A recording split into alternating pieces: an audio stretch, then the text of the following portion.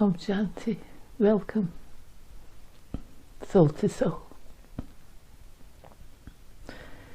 So this is Rose from Inner Space in Glasgow. And we're going to dedicate this talk to Earth Day, which is Thursday the 22nd of April. And so we're going to look at being a giver like Mother Earth. Planet Earth is such an example of selfless giving. So nature knows its purpose is to serve. A tree provides a service by purifying the air. So it gives shelter to many creatures and generates blossoms, fruits and seeds. I wonder if we ever stop to think like that. It's not easy to think like that if we live in a city, actually, because we don't see how that works so much. And even if you go to a park, you're just in there and out there, and then you take it for granted, whatever stage it's in at that point.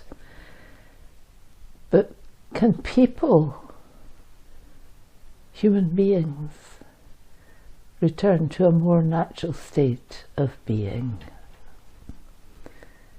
And when we study soul awareness and make considered changes or choices, there's a movement towards simple living and higher thinking.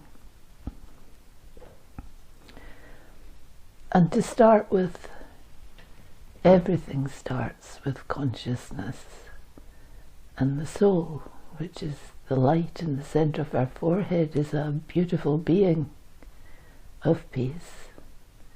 I, the soul, am energy in the center of my forehead. And it's I, the soul, who think. So, in this consciousness I generate vibrations of peace and kindness, just like blossoms and fruits on a tree.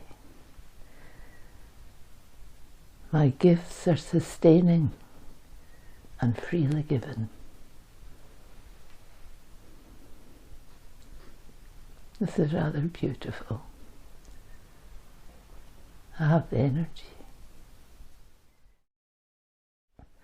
There's always a beautiful opportunity for us to be peaceful, kind, and generous, and in harmony. And it's never too late to practice being a giver, like Mother Earth. How could I be a giver? Just to not get so upset or have dislike or be so selfish, be more generous. If I just practice these little things, they're not big things, but it's remembering that I can do this. If you forget or fall short, just get up and try again. Just say, oh, I should have said something nice there. I didn't. Just do it again. Find another chance. Even to see whether you would like to improve is great. If you can see where it is that you fell down that time, you could try again in that area. Spiritual information about the nature of the self is actually vital, because you need to know yourself. You need to know your strengths, and you need to know the bits that you could make stronger. Because when I understand who I am and how I relate to the physical world is the first step. It's step one. And then I could make that a daily practice. Just hearing information is not enough. To hear something, yeah, I hear it, it sounds okay, it resonates with me, and that's it.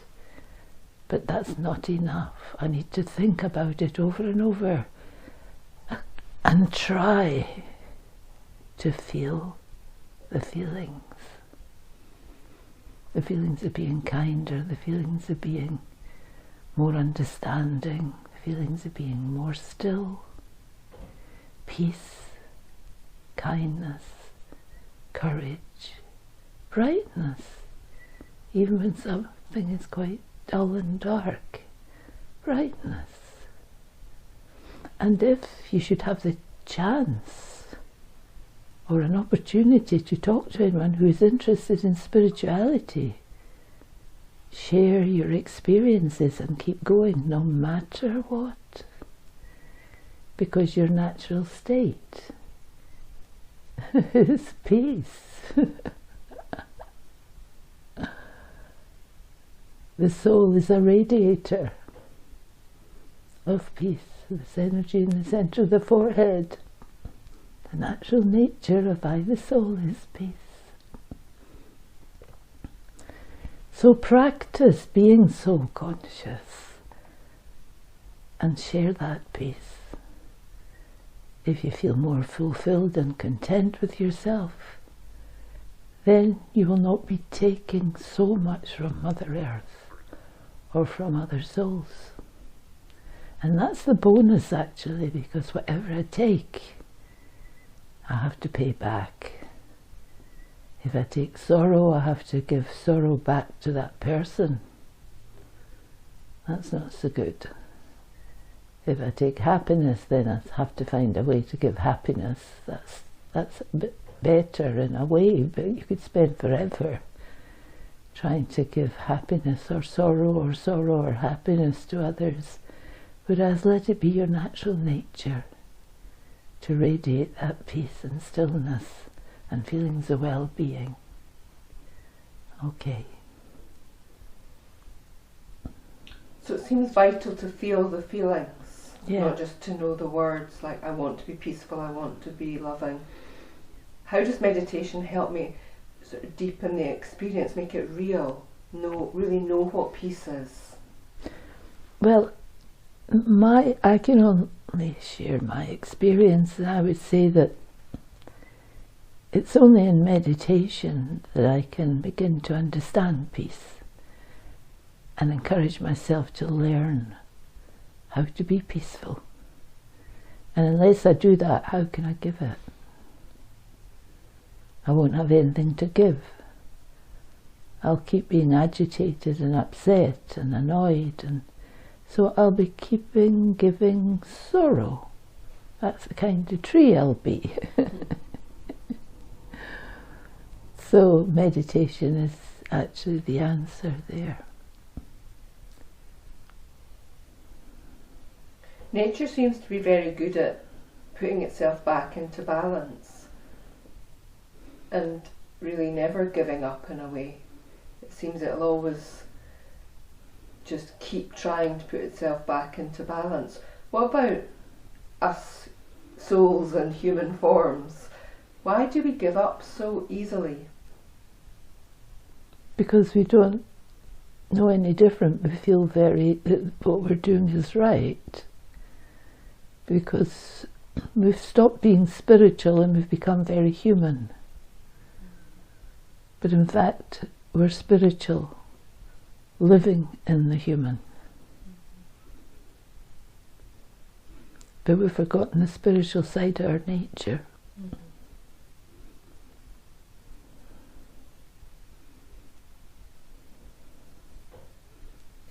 And it's so easy to take when Mother Earth is so, or has been so bountiful, and it's been relatively easy to take and extract happiness and experiences. What is it that gives me the wisdom to get back to spiritual laws and understand that it's not accurate and that I'm hurting the earth? If you have the desire to get to know the best in yourself, if you want to bring that back into your nature, something inside you, you'll always have been trying to be the best, but have been daunted because of the interaction with others who are not trying to be their best, let's say they were annoyed with you or finding fault with you, then you react, you react, you react. And if you keep reacting, you can't be peaceful. You could keep reacting to your last breath, no matter how lovely you actually really are inside. And so I would say a tree doesn't really react to the weather. The weather can absolutely break all the branches off and destroy all the fruits, but the tree remains the tree, steady and stable. It just seems to grow more branches and grow more fruits. So for us, we react, and because we react, we can't use peace, and peace is our natural nature. So the only way to get back to it is we stop the strength of that reaction and put something better in its place, just be still and stable, is through meditation. I can practice my natural nature of peace. And peace is a power. Peace isn't passive. Peace is a huge, enormous power which gives me the strength. Imagine the strength it gives me to stop reacting to people who are really rude to me, really defame me, really upset me, pull me down. But if I can stay steady in that, that is a huge strength. Yeah, you said yesterday there's always a trigger, but if I practice silence, I will not react to the trigger anymore. Yeah. So it's the same thing, silence, peace. Yeah. Yeah. There's always a trigger just before you go into the reaction. Once you start practicing your peaceful nature, you're able to begin to see the trigger, which is about to tell you to just go and get so annoyed with that person or shout back at them. And if you can see that trigger and just stop and think, wow, inside, teach yourself to smile. Wow, I just about lost it there, but I didn't, because I felt the trigger which says don't go there, just don't go there. And then you've got the satisfaction of knowing that you're strong. You don't have to imagine it, you know it. Your intellect's becoming powerful, you know that you're strong. So you stop expecting others to create a good atmosphere for you, so you can just keep being you, keep giving, keep being you, keep giving. Yeah, yeah. And not let any interruption come in that. Yeah, yeah. That's it. That's how it works. What about the relationship with the earth, between the soul and matter? Sometimes people talk about the consciousness of being like a guest or a custodian of the earth. Do you practice that, and what does it mean to you? Well, what it would mean to me is that, well, Raj Yoga meditation teaches me I have to look at my own world. And so I have to look at that which I'm responsible for. And if I'm not responsible for what other people are saying or doing, why am I getting involved? And if they're thinking they're responsible for me by getting annoyed with me or doing things to me that I don't like, why am I getting annoyed with them? Because they're putting their nose into something that has nothing to do with them. It's me that's responsible for the way I'm living my life. They're not responsible for the way I'm living my life. I'm not responsible for the way they're living their life. But if I can bring value, and I find a way to bring it, then I will, in a very quiet and calm way. But most people are not going to do that for me. But if they did, I would feel very obliged. It would be lovely. But this is what you get taught when you practice being yourself, being the soul. So it's like we are a guest, but we're responsible for that with which we're involved with. You can only then be responsible for yourself, so it's that back to that, be the change you want to see. Yeah. It's tricky though, when, isn't it, when other people's lack of responsibility may impact my life, or where my lack of responsibility or bad behaviour may impact other people's lives, and then this is where the dance of life gets a bit uncomfortable. Yeah, yeah. So that's why you have to look after yourself and your own energy and not create more complications. Because if you keep thinking, I'll just challenge this and I'll challenge that, you'll create more and more complications, and it will upset you, and it will make you heavy in the head, and you'll feel non-success, and you'll feel defeated. So it's like, keep remembering the rules and the things that you're learning about yourself, basically. And in meditation, I know you meditate on the soul as a point of light, but do you ever think of things of nature as an inspiration, like visualising beautiful scenes or flowers or sunny days or trees and breezes? Constantly. It's very beautiful. Sometimes you have to kind of visualise or see something that is beautiful, because depending where you live, there might not be much to look at except grey skies and grey streets and broken down buildings. So this power of visualization is very powerful. I love to see flowers and beautiful parks and blossom trees, and just beautiful. Yeah, this refreshes the mind. And it refreshes our power of visualization, and it uplifts the heart, because we know that all over the planet, no matter how bad things might look at this moment, there are areas where it is extremely beautiful still. Still there are beautiful flowering trees, still there are beautiful water scenes, still there are beautiful forests, still beautiful scenes. So we may see pictures, or we may even have visited, but yeah, it's good to think of beautiful things, beautiful scenes, Mother Nature at her best. And so finally, while you're in visionary mode, do you think it is at all possible that human beings could live in harmony with nature? Absolutely. As much as you know yourself, you see, a tree isn't violent. Flowers are not violent. Human beings can be very violent.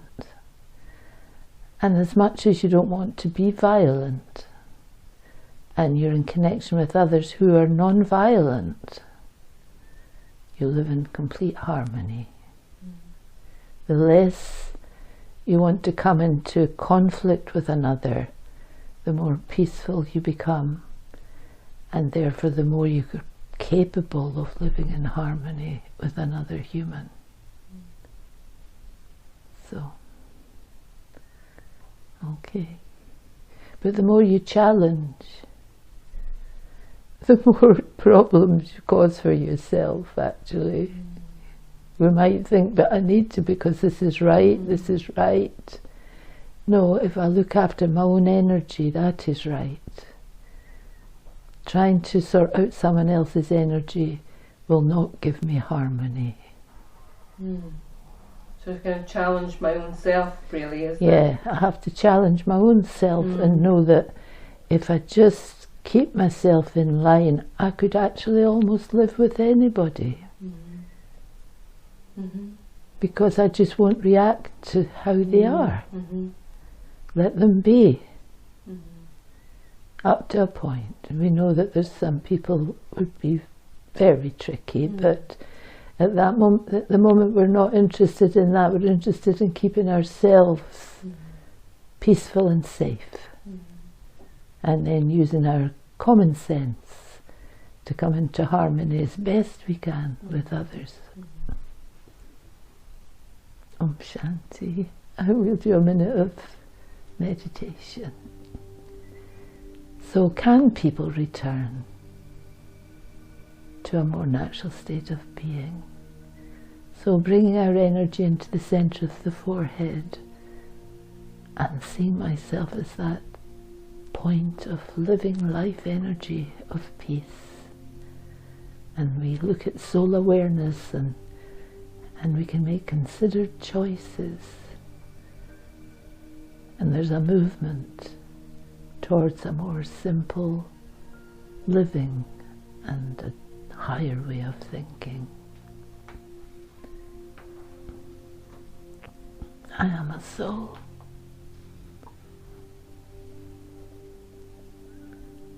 To just hear about something isn't enough. I need to think about it over and over again. And as I live my day-to-day life, I'll be challenged by others who think they have a right over me. So becoming soul conscious is actually freedom, because the more I have a right over myself, no one has a right over me. So to be soul conscious and share peace, because the world needs peace. And if you feel more fulfilled and content with yourself, then you will not be taking too much from Mother Earth or from other souls.